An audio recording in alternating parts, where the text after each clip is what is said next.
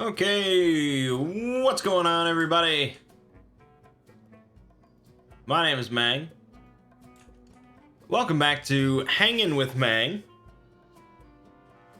and we are doing our annual check-in to Hearthstone since they released a new dungeon run-esque experience. This one you have to pay for. I don't think the other ones you had to pay for.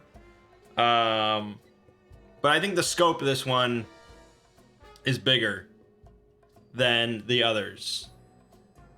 So they're releasing it. It's like $20 for the whole thing. They're releasing it over a few weeks. There's like 5 different dungeon runs. It's been pretty good so far. There's actually a lot of variety here. And the only problem is they don't unlock all the classes right away, which is, you have to wait a month to get all the classes. So they're really sort of dragging it out. But other than that, it's been pretty cool. So we're doing the heroic difficulty, which is difficult. Anyways, not much to say there. This week on this channel, we finished a video game series. That does not happen too often in a year, but we finished Final Fantasy. So the final video of Final Fantasy 3 ended it off, and last night I uploaded my ranking video, which took longer than I wanted it to edit, but that's fine. You know, that doesn't happen too often. I can do occasional editing on this channel. So yeah, that wraps up Final Fantasy. But it also sort of does not wrap up Final Fantasy, because there's a lot more Final Fantasy games, including games that I'm interested in. So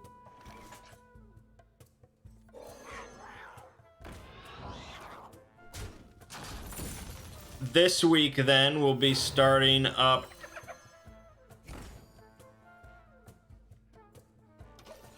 Final Fantasy Mystic Quest, which was a game that came out for the Super Nintendo.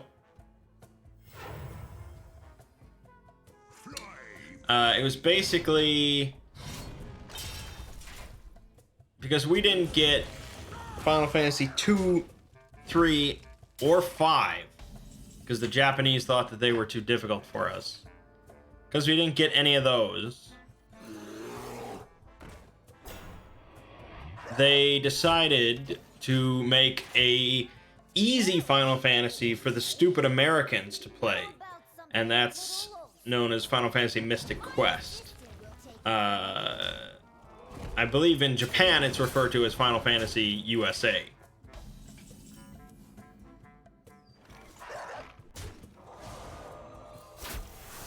It's not nearly it's really sort of the bastard child of the entire Final Fantasy series. And the only reason that I did a Let's Play of it is because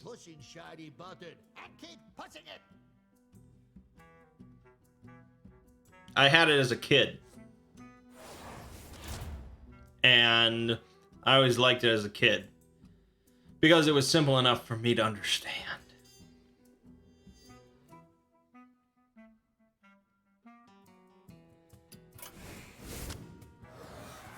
So it's not a long Let's Play. I will tell you exactly how long it is.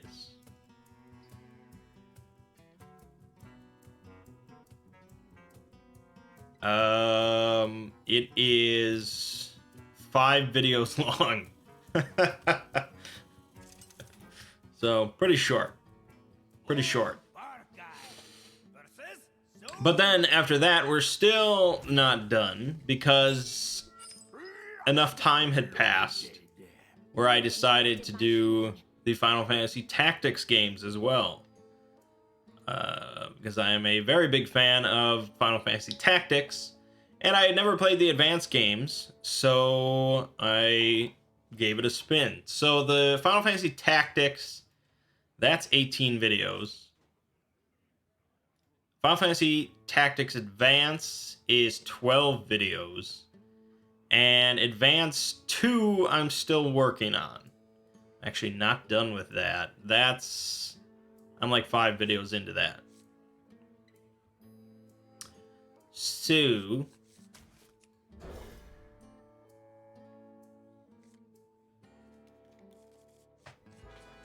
we've got plenty more Final Fantasy. Don't worry.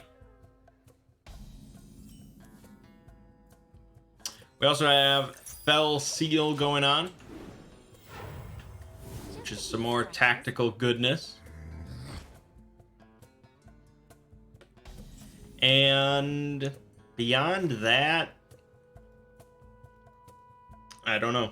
I don't think there's any. I always check this video game release schedule, but never impresses me what I'm seeing. You know, Rage 2 came out to mixed reviews, so blah blah blah.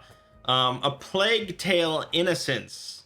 I had completely forgotten that was coming out, and I think in another timeline, I would currently be Let's Playing that, but it just did not. I had forgotten, so.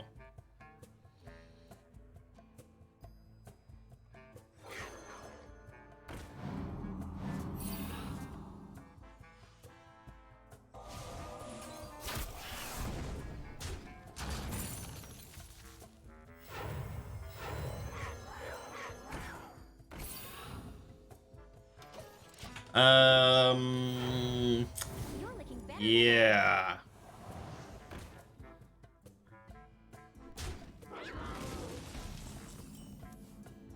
Gosh. Man, June is just like this desolate wasteland of video game releases. Like, I mean, Octopath Traveler coming to the PC. Oh boy. The Sinking City is apparently coming out on June 27th. If that is indeed true, then we will be Let's Playing that.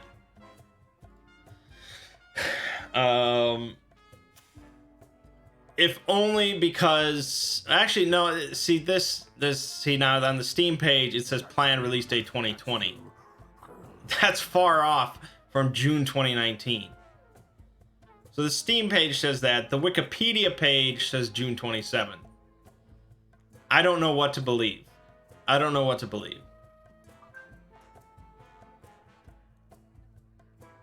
That's true. Oh, and it's apparently a timed exclusive on the Epic Game Store. Nice. So yeah, I don't know what to believe. I guess it makes sense then with the Steam page. Okay. So I'll have to let me check the Epic Game Store. Yes, June 27th. All right. So I will be Let's Playing the Sinking City because it's a major Cthulhu Mythos game, and there aren't that many of them. So just for that sake, we'll be Let's Playing that. So that's over a month away. So we'll be done with Fell Seal by then. Healing is fun, they say. I don't know how the timing exactly is going to work out, but I will commit to doing the Sinking City.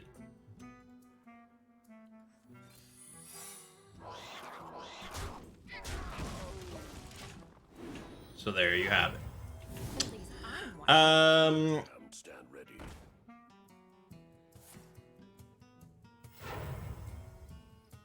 Is someone injured? Yeah, I guess that's that. This week on the Exploring series, I released a video on SCP-1548, the Star, the Hateful.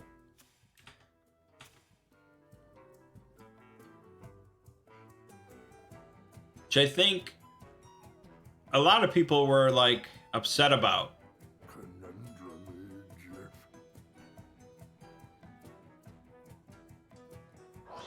That, well, they were wrongly upset about it. Because I think a lot of people thought it was a rewrite of the Hateful Star, which was deleted a while back.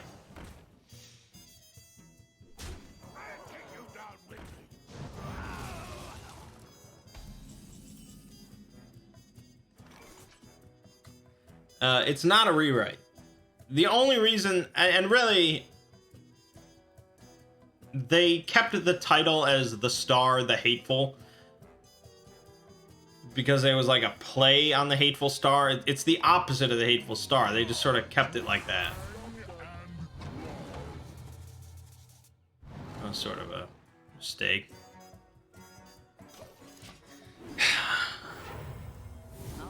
So it was not meant to be a rewrite at all. It took the slot. It happens to be about a star. You know, our sun. That's the only connection. That's it.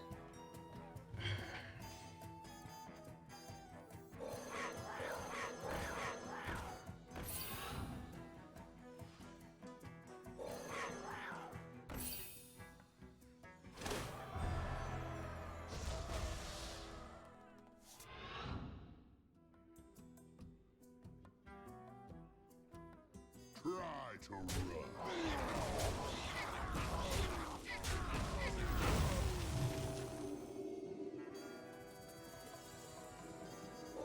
And what was I talking about? Hateful Star, right? So it has nothing to do with the Hateful Star. But people were confused, and that made them upset, apparently. Even though the Hateful Star was not that... It's not that good of an SCP. I mean, it wasn't deleted because it was bad. It was deleted because the author just didn't want it on there. For whatever reason. I don't know if it's explained why they didn't want it.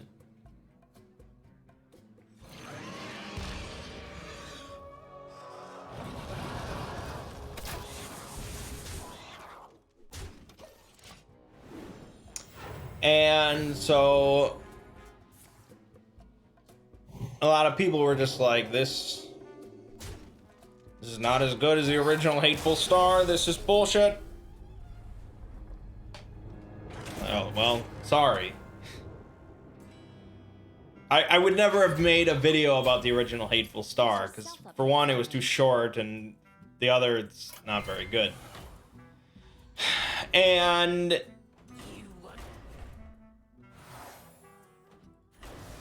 some people were like, oh, you know, there's an actual rewrite of the Hateful Star on the RPC website. Which, if you don't know, the RPC is another site where basically it's like where all the 13-year-olds went that got pissed off about the SCP Foundation. It was people that were upset with how the SCP website was being run. Either meaning that their submissions were being rejected, probably because they were shit, or they didn't like the whole rainbow emblem pride thing. You know, they were just upset for various reasons. And so they did sort of the Bender Futurama thing where it's like, we're going to make our own SCP website with no traffic and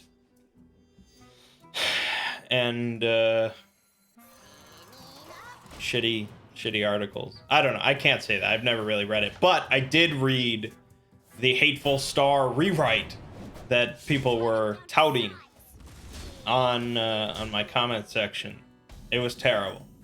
It felt like a parody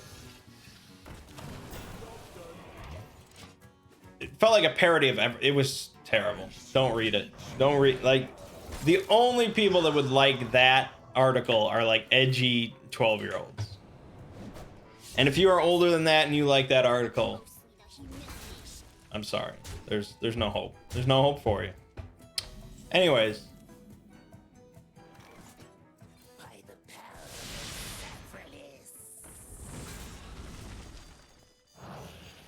So whatever. Overall, it was pretty well received. A lot of people said it was like one of the best videos I've done and blah blah blah. So overall, people were pretty happy with it.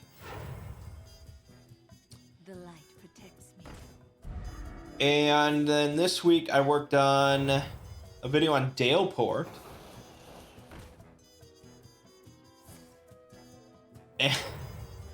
And I feel like whenever I work on like a single SCP,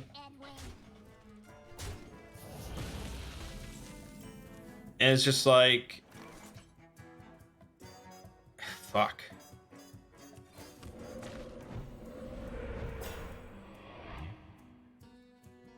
I think I'm pretty boned here. I probably shouldn't know. I would be dead. I'm still dead, actually. Whenever I work on a single SCP, at the start I'm like, oh, this is going to be really easy. It's just one SCP.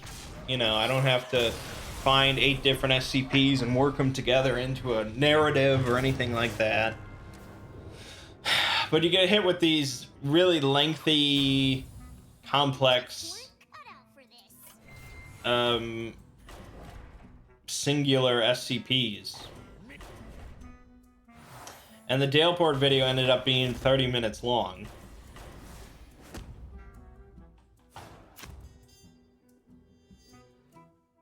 I think it ended up pretty well. It turned out all right.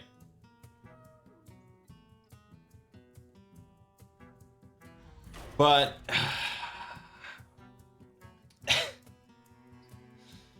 it feels shameful to even like complain or whine, I guess, because I mean this is a great job, but I haven't like taken a week off in a year.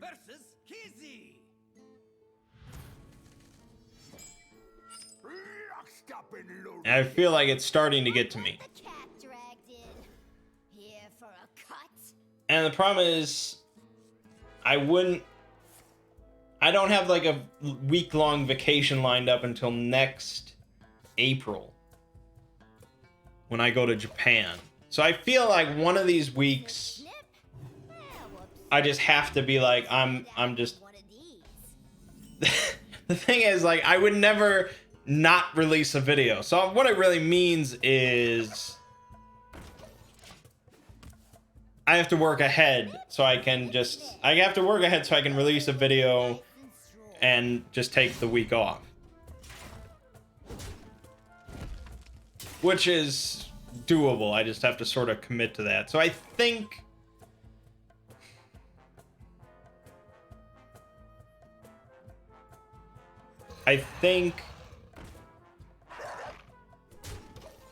July 4th.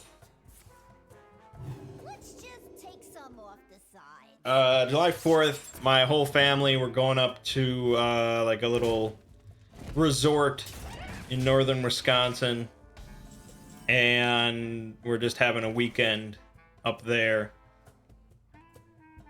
And so I think for that weekend, I'm gonna plan to take like the week off and just live it up.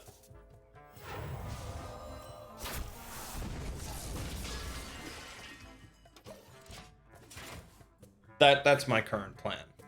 So if I can just make it to July 4th, it'll be okay. Like I said, I feel bad to complain because it's like I have a very easy job overall, but everything needs a break, I guess.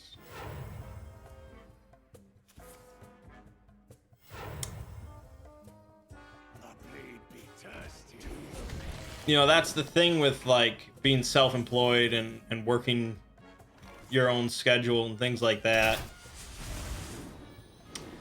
is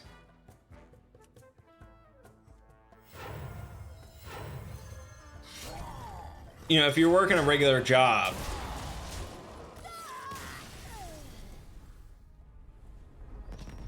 you get like just a scheduled, well, not, you know, you get vacation days and blah blah blah, and you just take a vacation from work, and that's it. You don't have to like concern yourself with anything else. Other people are there doing work and so on and so forth, and this is all just part of the schedule.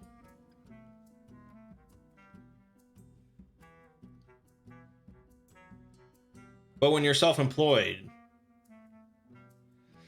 no one no one is doing the work when you're not doing it. The only thing that gets the work done is you doing it. And thus, the only way to make any money and keep the whole thing going is if you are actively working on it. So there's a difference. I mean, overall, I'd still choose to be self-employed.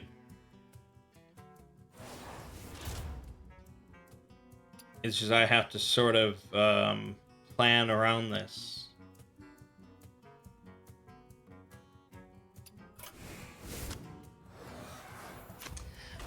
Speaking of the 100-hour-a-week crunch in, yeah, I mean, yeah, that's like the main. Because I mean, theoretically, I could just work. I could keep working ahead, and I could have like 8 videos lined up, and then just take 2 months off. I mean, theoretically, that's an option. It's just those weeks where you're trying to like double up on videos, and it's, you know, you're working on your regular thing, and then basically like in all of your free time, you have to work on a video that isn't going to be released for like a month. That's the tricky stuff. And that's why I never work ahead. But I'm also a bit of a procrastinator.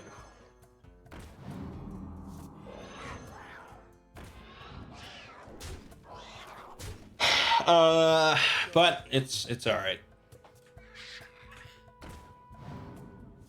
So, yeah, we're planning this trip to Japan.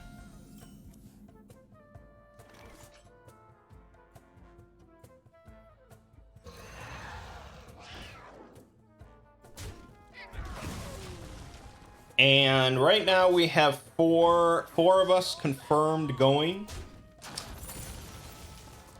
I'm trying to pull Thomas's teeth to get him to commit to going. I think he's just really nervous. He's never left the country and things like that. I'd like to say just for sure that he's going, but honestly, I'm not sure what's going on in his head. I mean, it's a first trip for all of us to Japan. So, I mean, all of us are in the same boat as him.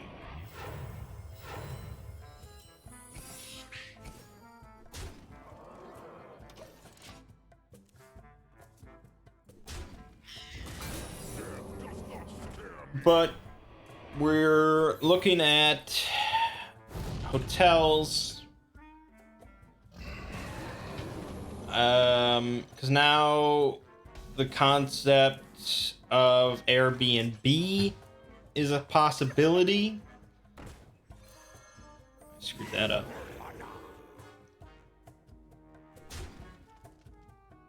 Oh, that was stupid. Damn it, I'm making a lot of mistakes. I've never done Airbnb. I don't travel enough. I'm actually planning to do Airbnb this November for our weekend cabin gaming trip.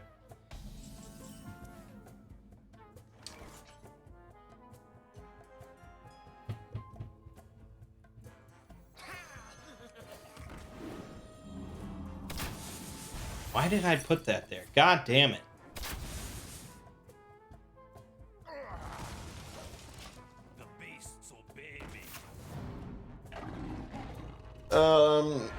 the thing that concerns me with Japanese Airbnb in like Tokyo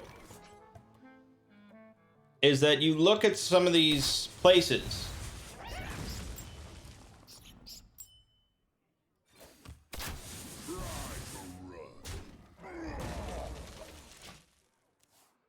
and they just pack shit in.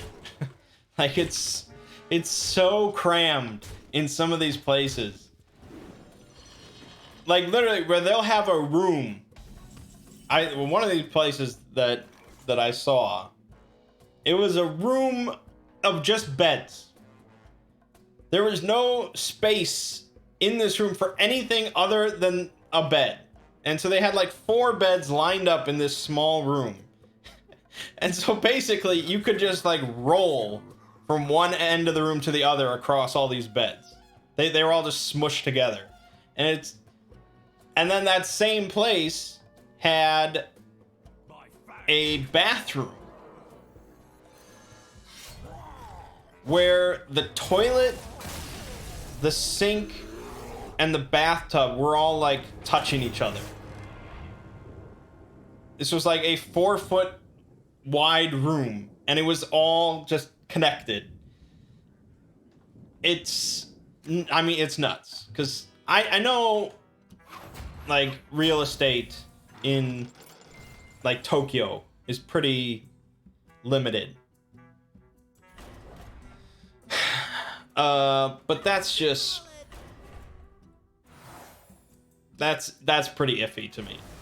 Whereas if we stay in a hotel, we're gonna have more space than that. And I know I'm gonna have my own setup. Now, there are some Airbnbs that did look more spacious, where they did have like 3 bathrooms and multiple bedrooms. And so it's a possibility. I'm not really sure. I'm not too worried about it as long as it looks somewhat spacious. It seems a lot of these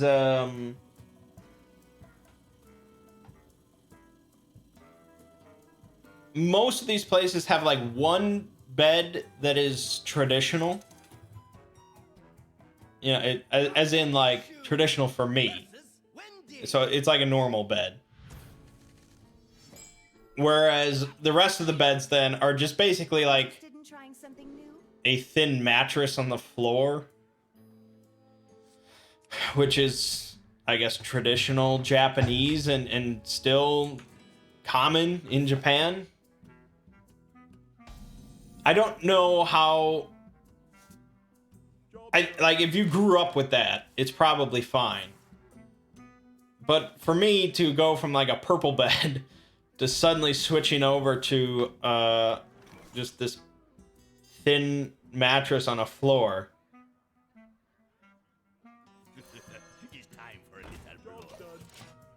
My concern is that it's just gonna fuck me up for like my entire Japan stay, and my spinal cord will be God knows what, because my cushy American life, my spinal cord is treated to just copious amounts of cushion. I don't know. I have no idea, but that's my concern. Now, of course, I'd probably call dibs on the regular bed. Let's be bad guys.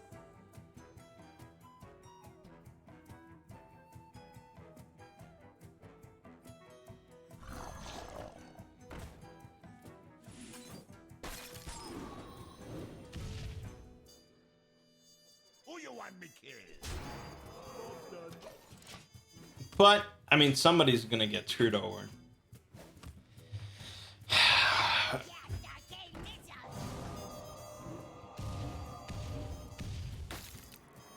It's overall a trip that I'm pretty excited about.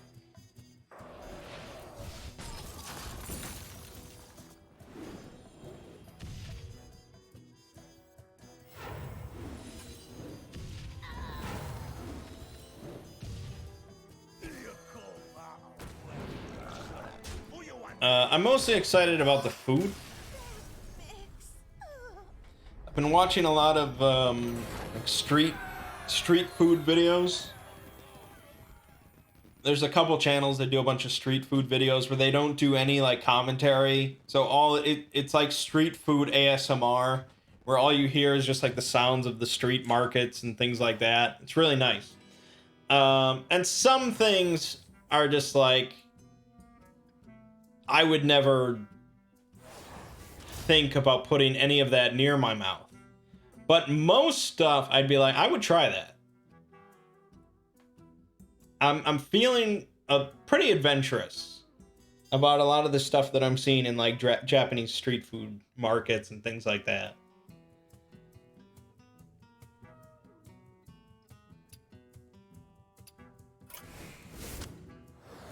My concern there, however, is that none of the people I'm traveling with are like foodies at all.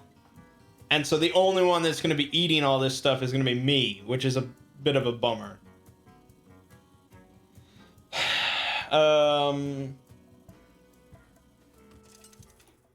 Yeah, I don't know what to really expect of the trip. I don't know exactly what we're going to be doing, the itinerary, but I know I'm going to be eating plenty of Japanese food and looking at plenty of Japanese women. So those two things combined, how could we go wrong? Unless my back is all fucked up from some weird bed. But aside from that, how can you go wrong?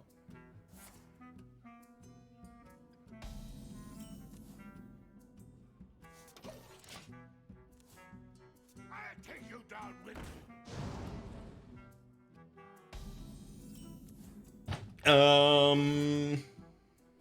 starlight. Japanese McDonald's trips incoming. Probably not. I mean, I could see... My mom always told me she used to work for a woman who traveled a lot. And Let's be bad guys. she went to Japan. But because she was like so cautious about everything she was very picky, I guess. So she like hated everything about Japanese food, and so she ate McDonald's like, 3 times a day.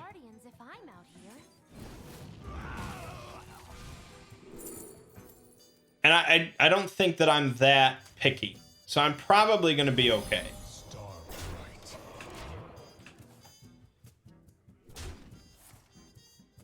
Because I mean, at least I have some travel experience, and I'm willing to be adventurous enough because I know that there's, I mean, the worst case scenario, you put something in your mouth and you're like, wow, that's not good, give me some bubble tea to wash that down or something like that. But I mean, like, I ate raw pork on a roll in Germany, so I'm probably gonna be okay.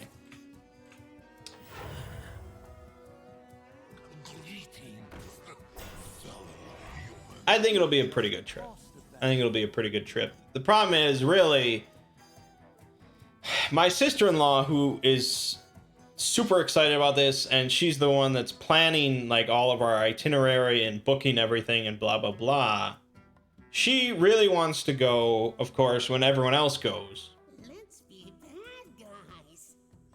Which is in like late March. We shall end this disturbance. Because that's when the sakura trees bloom. And the cherry blossoms, and everybody loves cherry blossoms. You gotta get cherry blossom, see them, they're so great. And that's fine. The problem with that is that's when everyone goes. It's time for a little blood. And so the rates for everything is at its peak. Japan, Tokyo is pretty big for tourism.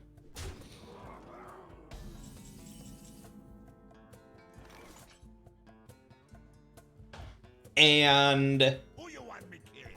you go during the peak season, there's gonna be people. There's gonna be plenty of people. Well, that was good. So, you know, all the hotel rates are at their peak, and the flights are at their peak. The light of the moon shines on you and me. You shall pay for your And so I just had to say, I'm gonna be honest here. I would much rather go like 2 weeks later if it means cheaper prices.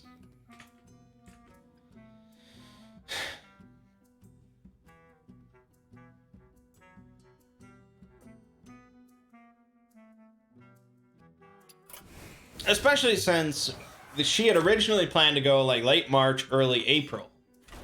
And I wanted to go for my 30th birthday, which is April 16th.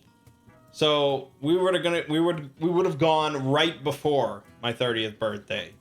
And it's like, that's such a missed opportunity. This is all lame. So I think we're gonna bump it to a little bit later so I can be there for my 30th birthday. These are not for You know, mine. we'll miss the cherry blossoms, but you know, if we enjoy Japan without the cherry blossoms, you know, we can come back later. Come back in 5 years. I'm sure my Japanese wife will probably want to see her family again. You know, things like that. So yeah, I'm glad that I'm not like trying to book everything and blah blah blah and worry about all that nonsense. But I think she was overstepping her bounds, I guess.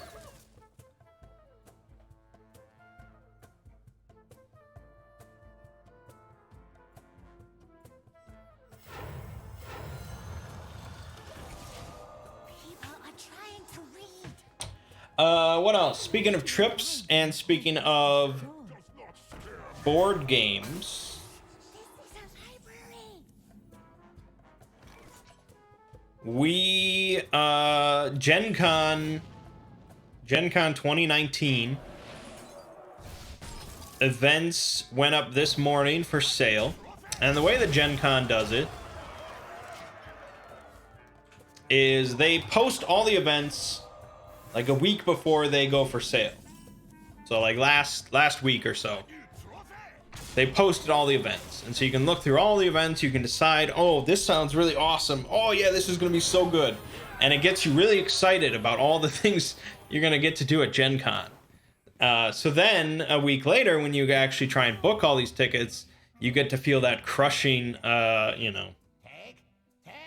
defeat as you realize you're not going to get to do any of those fun things.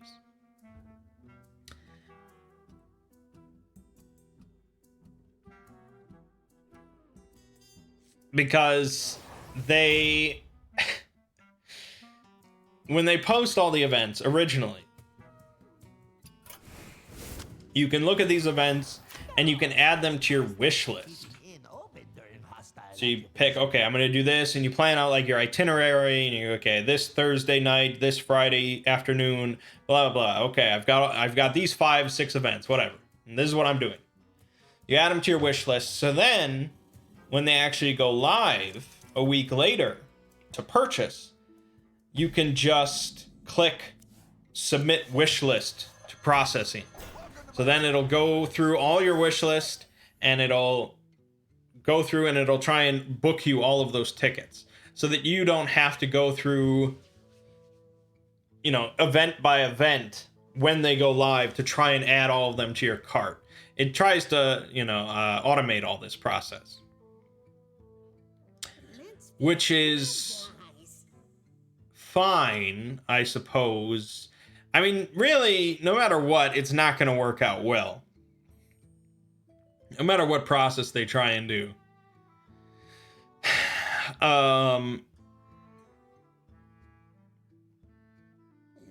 Because you've got so many people trying to, book all these same events. Because there are some events that are just really hot ticket items.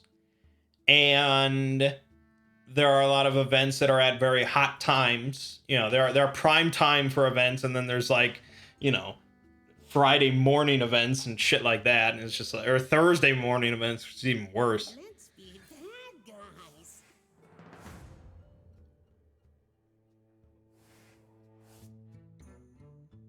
And Get him out of here. so you submit your list for processing, which is what happened this morning. And so the second that it's available for you to submit it, of course, you have thousands and thousands of people clicking that button.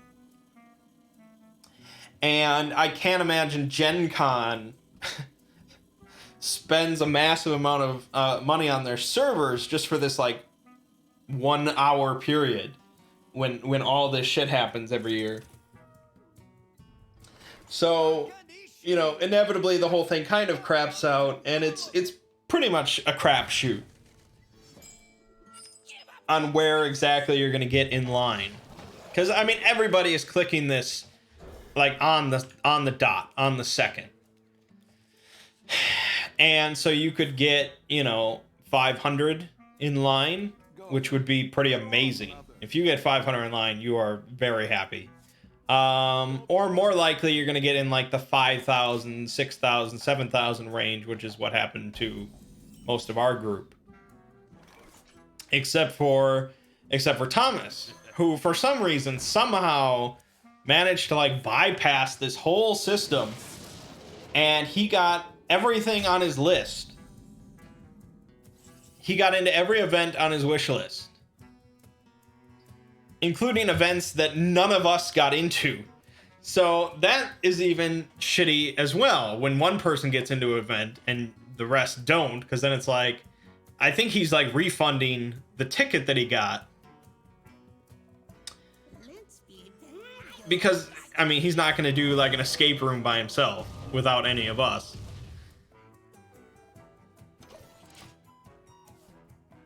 So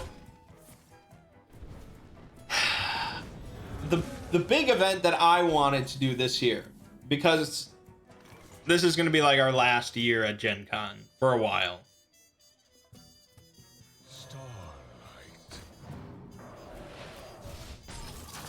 The big event that I wanted to do was called Watch the Skies, which is a mega game.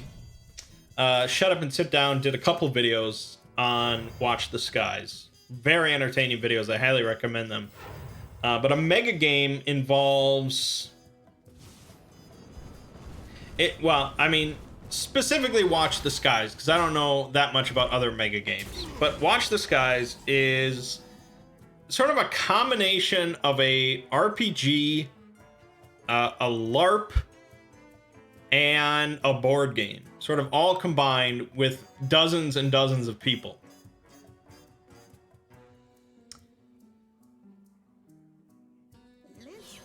So the first Watch the Skies that Shut Up and Sit Down did had like 60 or 80 people, which is what we would have done at Gen Con.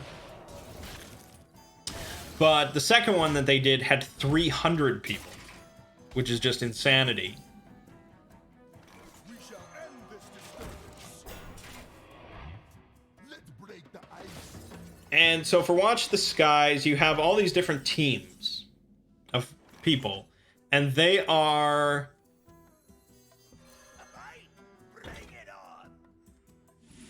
they're controlling different countries.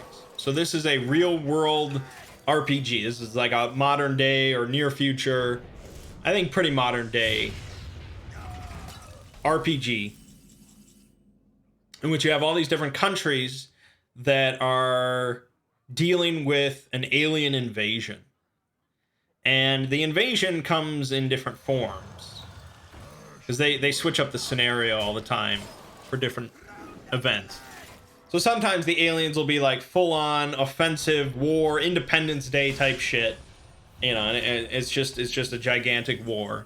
But I think most of the time it's sort of much more nebulous about what the aliens are doing, what their intentions are, and so on and so forth. And I think most of the entertainment factor comes in the fact that none of the countries know exactly what's going on, and there's a lot of mistrust, you know, because communication is tricky, and you know, there's all this negotiating and rumor mongering and, you know, fear mongering, because you know, you can sort of communicate with the aliens, from what I understand in most of the scenarios. And so you might have like one country that's like talking to the aliens, but they might not really tell the world what they're talking about, and you know, they're keeping secrets and stuff like that. So there's a lot of that going on.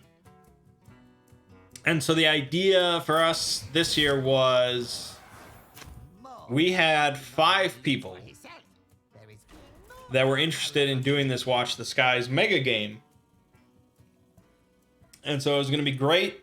We were just going to be like, you know, we were going to do like we were going to be the United States.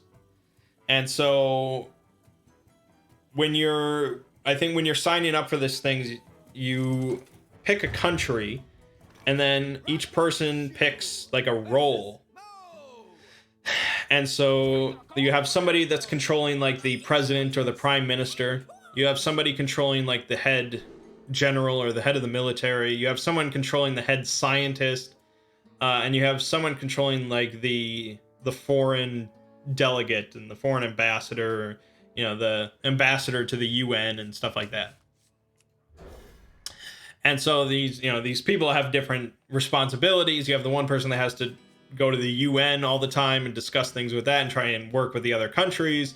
You've got one person that's coordinating all like your military assets, moving them across the world and things like that.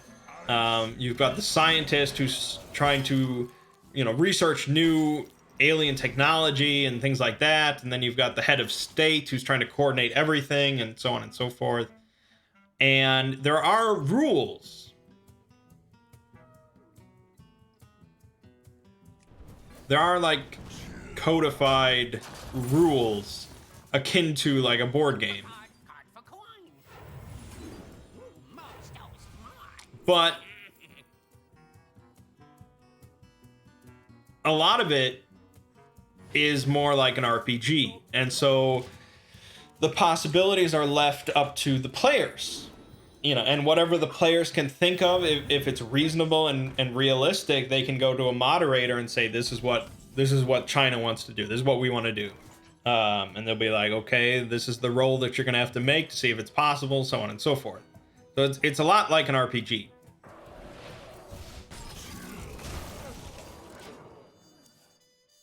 Give me a quest. And so you have games where, you know, countries will send spies into other countries or into alien bases, or they'll send assassins to like kill generals or presidents and things like that. And I mean, if you just look up, really just watch the Shut Up and Sit Down videos if you're interested. There's just some crazy shenanigans that go on. And it sounded awesome. We could have, you know, been a group controlling one country and just had a fun time. It is a 6-hour event, which is a big deal for Gen Con. There's not a whole lot of time, but we're not doing that much, so it would have been fine. It is $60 for the entry fee, but still, I mean, True Dungeon is pretty damn expensive.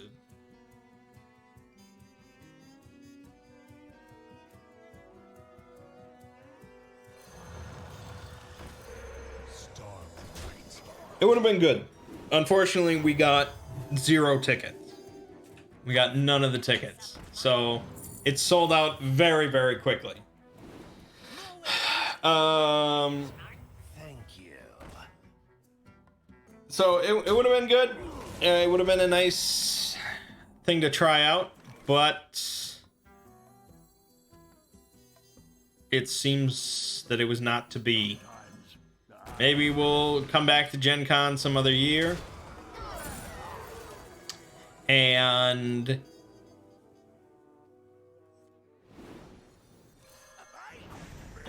will get in, but it's tricky.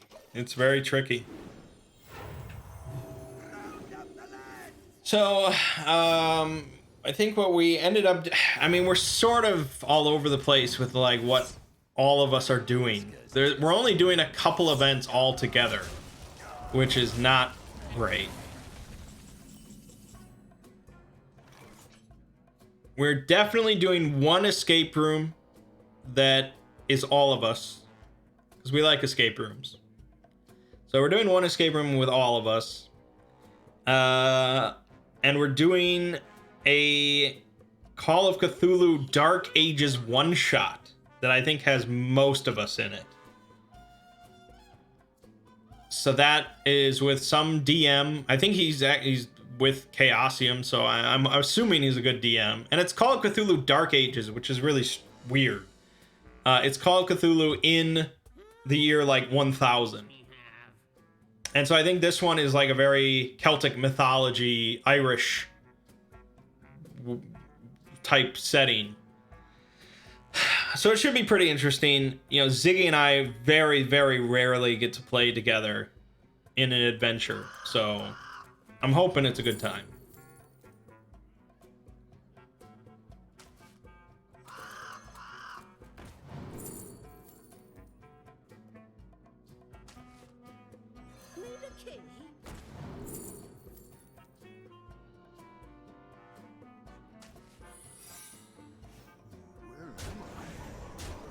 Aside from that, I think a few of us are doing a Codenames tournament, which will be pretty interesting. I don't know how this tournament is formatted.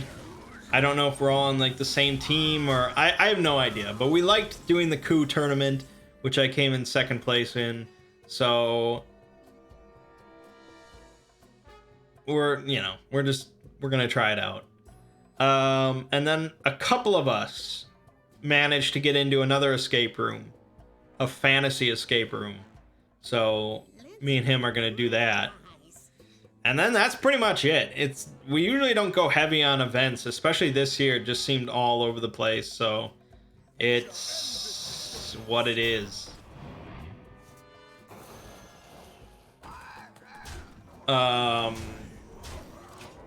Everyone else had zero interest in Dice Tower Live because that show just continually goes downhill. But I have nothing going on Friday afternoon, and so it's either I go and sit through Dice Tower Live, or I sit and play a board game. And so I went with the easier option, I guess. So I'm going to Dice Tower Live. But overall, that show is not what it used to be, like the first year.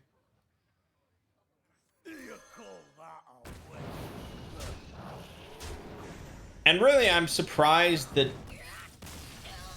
I don't know, Dice Tower is so weird. They seem like such like this big aspect of the board game community. Like they are the end all be all of like board game YouTube, and like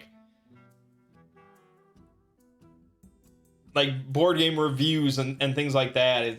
And Dice Tower Live, they pretty much usually sell out like a 1,200 seat ballroom for their Dice Tower Live event. They have like this huge fan base in the board game community. But I just go to their YouTube channel and I go to like their stats, and it's just, I passed them up a long time ago. Actually, not that long ago, which that felt pretty strange. Because I always looked up to them as like this big channel that I could never touch. And even when I started to get like more subscribers per day than them, and I was like, oh, I'm gonna catch up to them. Even at that point, I was like, oh man, their views per day though are just crazy. I could never match that, because they were getting like 90,000 views a day, and they still get like 80,000 views a day, and I was getting like 30. or something like that, or 25. I was like, oh man, they're just doing so well on views. But now, you know, of course, I pass them up on views per day, and I just obliterate them in subscribers per day. And it's just wild to me because they seem like such a big business. You know, Tom Vassell is like the face of board games for a lot of people, and he's hired multiple people. He's got like this business going on, and they have their own crews and they have their own little convention, and he's got all these other contributors for different videos and things like that.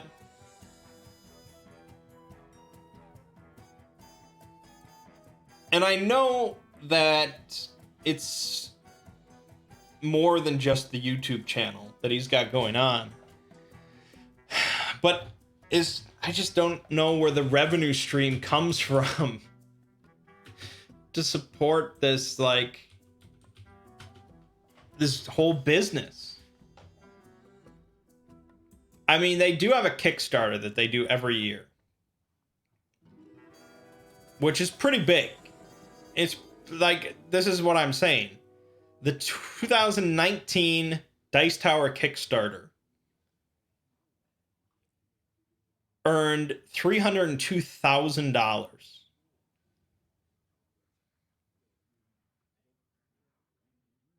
And so it's just wild to me that Dice Tower is such this big thing, and they have so many fans, like dedicated fans, and yet no one watches their videos. Like, not really, because I don't know. I mean, let me see. Let me just look. I understand the people are not going to watch every random review that they put out, which is a lot. But let's look at something more significant.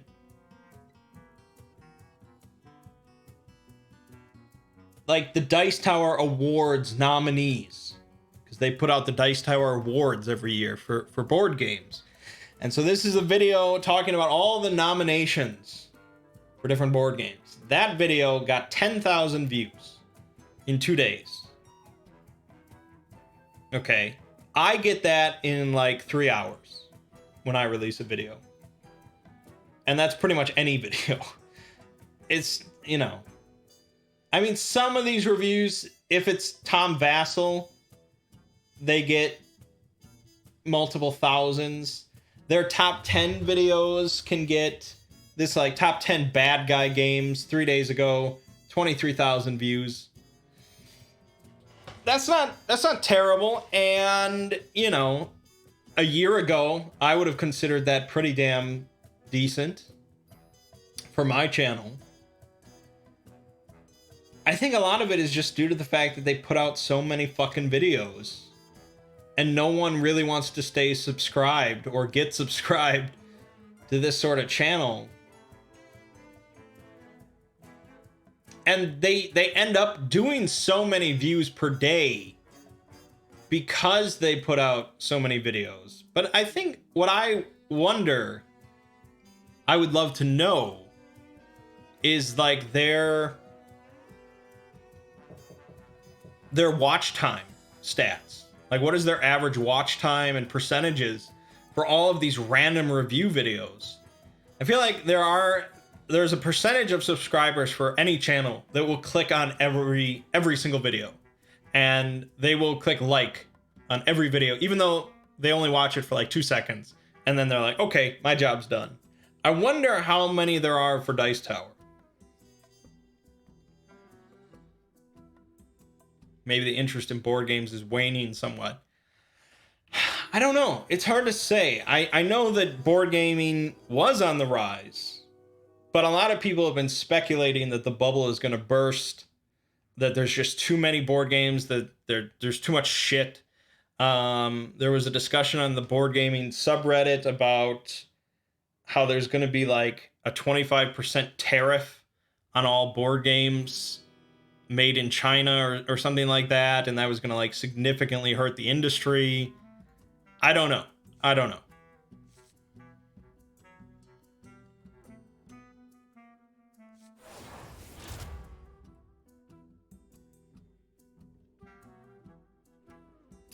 I mean, for me and for where I'm at, Breaking some chaos and greed. my interest in board gaming is certainly waning.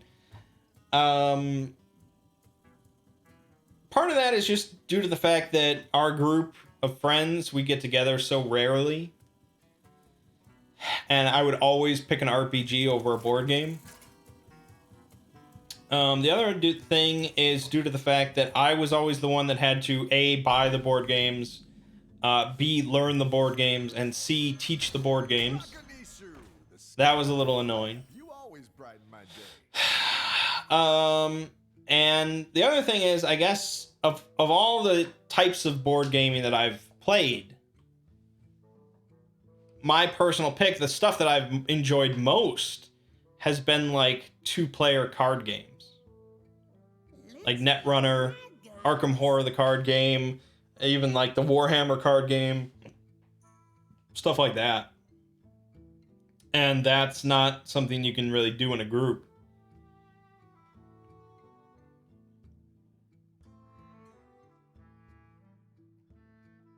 Let's be bad guys. Now shake on it.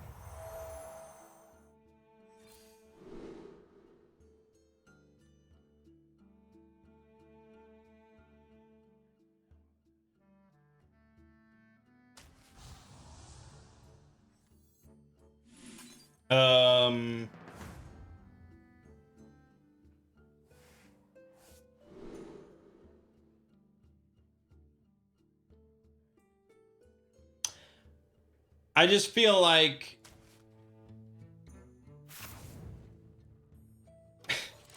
Safe travel. I just feel like the Dice Tower is such a weird company. I The adventurer wearing shiny loots as armor. Not fair to loots. I guess I just, even, you know, they make 300,000 from their Kickstarter. That's quite a bit of money. But most of that money, I feel, or a lot of it, goes to like fulfilling different obligations, like, you know, because they send out a lot of things, rewards to different people. Every pledge, $5 or more, gets different rewards. Although I think some of this might be digital, but a lot of it is physical rewards, stickers and cards, card sleeves, component bins, pins, dice, bags, all this sort of stuff. You know, they have to provide all that, but still they probably get a good amount of money from that. And I guess that's like their salary for the main 3 guys that are full-time employees. I don't know what like the random contributors get monetary wise. I don't know if they get anything. You know, like, because there's a lot of reviews that are just done by none of the main 3 gentlemen. I can't imagine they, because really, honestly, why would you pay? Not to be crass, but I mean, these videos are getting like 1,000 views. You know, if you paid them, even if you gave them 100% of the ad revenue, that would be like $1. Because a lot of these videos aren't even 10 minutes. So there's like one ad at the start maybe, and it's just, I don't know. I don't, it just seems like such a weird business.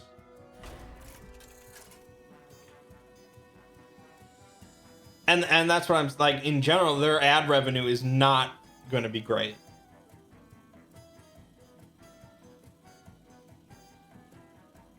Because I can't imagine their watch time is that impressive. For most of these views. And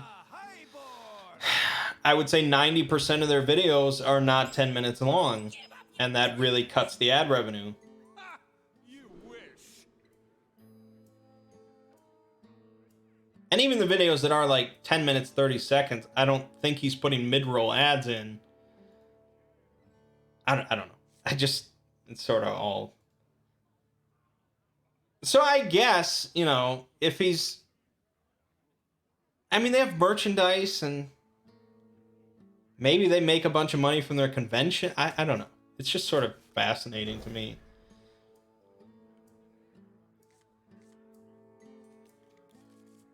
Because, I mean, by most metrics, I am a much bigger YouTuber than the Dice Tower. Should you go first By, this by game? most metrics, if you just look at stats, that's how it is. But I consider them such like a much bigger company than just me. I don't have a convention. I don't have the Exploring Series cruise. You know, I don't have all this merchandise. I don't have a Exploring Series live at Gen Con or anything with sold out seats. And yeah, I don't know. What was I talking about? What are we talking about? How long has this stream been? Am I like an hour in? Oh my god. God damn it. Okay, let me just... I wish I had some flashier cards. Okay, then the last thing I need to talk about is role magging. Which is pretty simple. I came in with a new character, Richard Gaines, the patriarch of the family, the wealthy business magnate. And we decided that he has skill with a rifle because he often goes on like safari hunts for ivory and things like that. So I looked up the biggest fucking rifle in the whole book, which is like an elephant gun. And he's like, yeah, you can have it. So it does 3d6 plus 4 damage, which is insane. And so I don't even really remember. Like, we did a bunch of bouncing around and different investigating. We talked to a bunch of different people. We found out like 8 more names of people that are involved in this whole mystery. And it's like, okay, we got to talk to a lot of people. And I ended up reading this book that gave me a spell. And the spell gave me like a future vision. And so the vision I had was of like this countryside hill. And there were a bunch of stones there, and there was some farmer with a gun, and he touched the stone or something like that, and then like a giant flying creature swooped down and ate him. And that was my vision. So I'm like, we need to make this vision happen. This is important. So we ended up hearing about a small town or small village in the countryside, and we're like, that's got to be it. That's where we need to go. And so we go out there and we start asking around about like some stones on a hill. And they were like, I don't know about any stones, but the only hill nearby is this farm and blah, blah, blah. So we go over to this farm and this farmer comes out with like a shotgun. He's like, you get on now. And I'm like, hey, we don't want any trouble. We're just, you know, we're looking to buy the village, and we wanted to, you know, poke around and see if the land's good, and we wanted to go up on that hill with your permission. And so he believed me because of my persuade. And so he's like, all right, I'll take you up there. So he takes us up the hill. And this is the guy from my vision. So this is all confirmed. I recognized him. Yeah, earplugs. I mean, Richard Gaines is like 72 years old. I'm sure he's pretty much deaf. So we go up the hill and we start poking around. We don't see the stones immediately, but we do eventually find them like under some brush. And so everything is pretty much lining up with my vision. But we still need him to like touch the stones or something like that. And so we're like pausing there and like waiting and like slowly trying to prod him into moving towards the stone. And eventually a Byakhee does come flying down and kills him. And so I take my elephant gun, I point it at the Byakhee, and I pull the fucking trigger. And I do like 19 damage, and I one-shot it. Its head explodes. Ziggy could not believe his eyes. So that felt pretty good. You know, after Big Gains died from a Byakuya last time, to just blow one's head off. That felt good. So then another Byakuya comes swooping down out of the sky. I don't know if the book planned for this or if Ziggy was like, fuck you, here's another one. So he sends one swooping down towards me. I like roll out of the way, it misses, and then I shoot it twice and it dies. So I killed 2 Byakuya in my first session with Richard Gaines. So that's pretty good. It's pretty good. Ziggy was a little shocked at the outcome. So now our plan is to like leave one Byakuya here as like evidence that this is the creature that killed this farmer. You know, so we're not blamed, even though I'm sure we're gonna get blamed for something. And then take the other Byakuya back so I can put its head on my wall as a trophy. Obviously the one that I didn't explode its head. And then we're gonna take all the stones and take them back to our home because apparently they must be important for something. They must be important. I saw them in a vision. And so yeah, our plan was to like go back to town, get a truck of some type, and come back and haul it all away. That was the idea. But that's pretty much where we ended. Obviously, I skipped a lot. I'm summarizing, but it was overall a pretty good session. I mean, we uncovered more of a mystery. I learned a spell, and I killed 2 Byakuya. That's pretty good for a 72-year-old guy. So yeah, it's gonna be interesting to see where this campaign goes from here. I guess that's it. Yeah, I talked quite a bit. I'm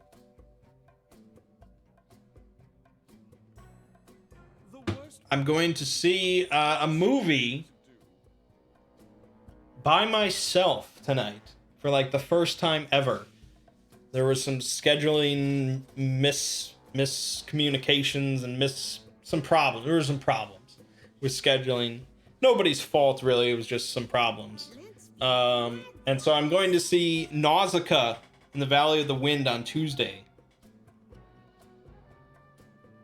Because it's like a special Ghibli Fest event.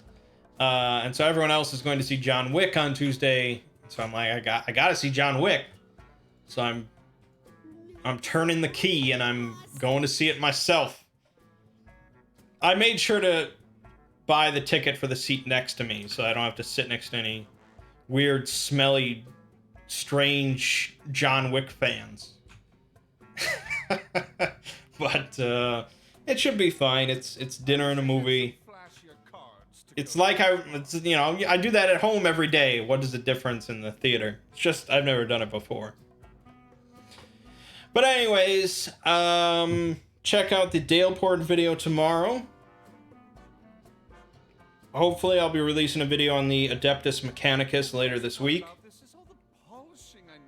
We've got Final Fantasy Mystic Quest starting up this week and continuing Fell Seal. But my name is Mangg. This has been Hanging with Mangg. I'll see you fine folks next week.